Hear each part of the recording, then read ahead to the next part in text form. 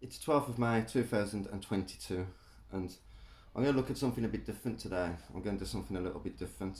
I'm going to explain why I'm not at work at the moment, because it all started. I'm going to go back in time about a year for when first started working for this company.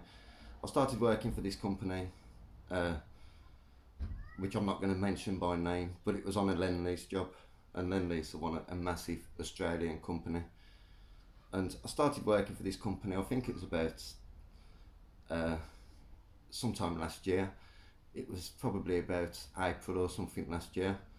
So I started working for on a Lendlease job, and I got to the job, and obviously I had to have an all-day health and safety induction, which on its own is pretty ridiculous considering we have to do health and safety tests, and we have inductions on every single job that we go to, and we hear it all the time. We don't need to hear it again. No matter how many times you say something to somebody, there's always going to be accidents happening sometimes. And anyway, I did the induction, and on this induction, they're talking about how much they care about mental health and how construction workers are one of the most likely trades to actually commit suicide. And they're talking about all this bullshit, with all this PC shit and going on about how much they really want to change this sort of thing, like, and how much they're here to help us and all this sort of shit. So we start this job, which is a government funded job. I'm not even going to say where it is or anything like that, but anyway, it's a government funded job.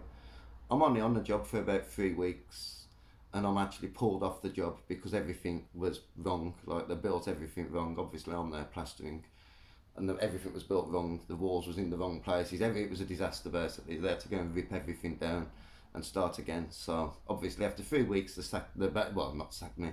They told me, we've got nothing for you. You're just gonna have to come back when we're ready. And they found me back after about 6 or 7 weeks. But at that time, I was working somewhere else, and at the end of the day, I hated that job. So I was like, I'll stick where I am. I finished that job, and I've done a couple of other jobs. It was coming up to Christmas, and I ended up back on Lendlease. Again, I had to do another induction and all this bullshit. So I ended up back on Lendlease. I was there for about a month working for one firm. Then I started working for another firm. I'd done a few months for another firm on there, and then I actually started for a third firm. So I worked for 3 different firms on this one job. And when I was working on this job, uh, for Lendlease, there's obviously random drug tests and all this sort of shit. And I said straight away, I'm not going to do a drug test. If they come, demanding that I do a drug test, I'm just going to say no, which is an instant red card. You get red carded for not doing a drug test. And the reason I won't do the drug test is because it's not a fair test. I mean, you see, if they do breathalyzers for drink, so that's a fair test at the end of the day. If you're under the influence of alcohol, you should not be at work, obviously. But when it comes to drugs, they actually do urine samples, and by doing this, it's not a fair test because drugs such as cannabis and other sorts of drugs that are maybe not as harmful as certain other drugs, like, stay in your system for a long time. So I know somebody that had an ash cake for Christmas because it was Christmas. They tested him 12 weeks later or something, or I think it was about 10, between 10 and 12 weeks later, and he tested positive and they kicked him off the job. They come up to me, they asked me if I'd do a drug test. I said no straight away. So this is basically get off the job then. So I walked off the job. I was like, fuck it then, I ain't bothered. I'm not doing a drug test, no, their business. I mean, this is England, it's not Australia at the end of the day. So it's none of their business what I do in my spare time. And I do smoke a little bit of weed, I'm not going to lie. But at the end of the day, does that mean I shouldn't have the right to work? Do you know what I mean? Because I smoke a little bit of weed in my spare time. What has it got to do with anybody from Lendlease? And by the way, these drug tests are totally hypocritical because Lendlease have got certain people, and I know for a fact they have because people told me, they've got certain people that they know take drugs and they deliberately avoid testing them. And I've heard that, or I mean, even one of the men, I'm not going to mention any names because I don't want to get anybody into trouble, but people even come up to me and said, yeah, they will not test certain people that they know uh, smoke weed in their spare time if they've got good relations with them. or something. Apparently, obviously, they did it. All I was a plasterer. They're not bothered about me. So I got off the job anyway, and I started another job for the same company that I was working for on the Lendlease job. That put me onto another job. I'll do a few weeks on this job, and then all of a sudden, them throwing off the job, the firm that I was working for, they got about 100 blokes on there, and then about 50 blokes on there, and they kicked off anyway. They've taken off the job. A few weeks later, then put back on the job for some reason. Honestly, it was all chaos, just swapping and changing all the time. Like, don't forget, every time they do that, like, you know, there's a lot of people being sacked and having to find something else and all this shit. Like, I mean, just moving people about like you're just a bunch of sheep being herded about. Like, you know, no, actually that's not ready now. You got this one, but anyway, they put them back on the job. They kicked the original firm off the job.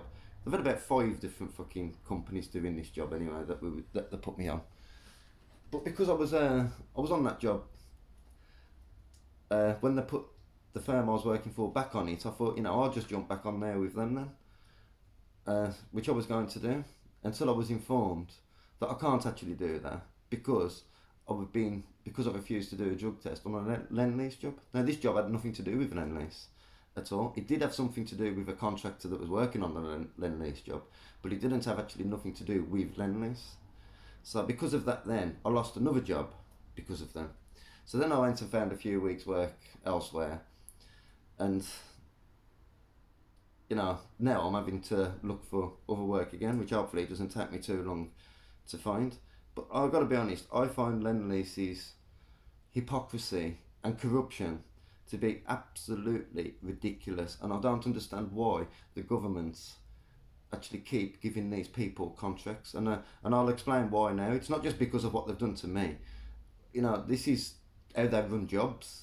This is like a deliberate milking of a job that is funded for by taxpayers. This is not just ripping off the British government, it's actually ripping off British people. I mean, this fucking job that I was on was about 5,000, or I don't know how many flats, apartments. It was about 3,000 apartments or something. I think it's going to be 5,000 by the time it's all finished, but it's built in phases. So it was about 2,000 or 3,000 apartments, which have all been deliberately built wrong. Now, they will say that they built them wrong because they was going to have an alternative use before that was handed over to the local council. But they knew that alternative use was done because COVID fucked that all up, like, and you know, so there was never going to be used for the original use, which was, they was going to use them for some sort of place for people to stay, for athletes to stay in the Commonwealth Games and all this sort of shit, like. So before they was handed over to the council, and then when the athletes finished with it, they was going to build in the kitchens and everything, and then hand it over to the council. But what Lendlease deliberately done was pretty much deliberately built the kitchens all wrong to the original spec, despite the fact that they knew that the original spec was now pretty much unnecessary. They might as well have just built the second spec. And the reason they've done that is so they could get another contract or create more work and create another expense by actually allowing, by creating a shitload of work, but by not doing the job properly in the first place, they've actually created another year's work on the same job for a job that could have been finished easily, you know, now, or coming up to being finished now. I mean, Lendlease are the biggest hypocrites that you could ever come across. They was the people that went around putting up fire cladding all over these buildings and everything like that. They also refused to put it right after they'd done that. Like, they've been accused of ripping off the state of New Jersey and New York millions of pounds overcharging for jobs that they've done there. And like I said, they're milking this job. I mean, this job here, these all-day inductions and these drug tests and all this sort of stuff, the only reason that they can actually afford to do this sort of thing is because they can charge the British government pretty much anything they want for this job, and they'll just say, well, it's part of the job. And it's like they're milking the government. I mean, every time these, and I know what they're doing. They're handing contracts to the friends at the drug testing companies and all these agencies and all this shit. I mean, obviously there was certain agencies that was very preferred of other agencies because they've got contracts with Lendlease and shit like that. The way they work is absolutely despicable, in all fairness, and the way that they interfere with our lives like this with our personal lives. I mean, I've got children at the end of the day. I mean, these people.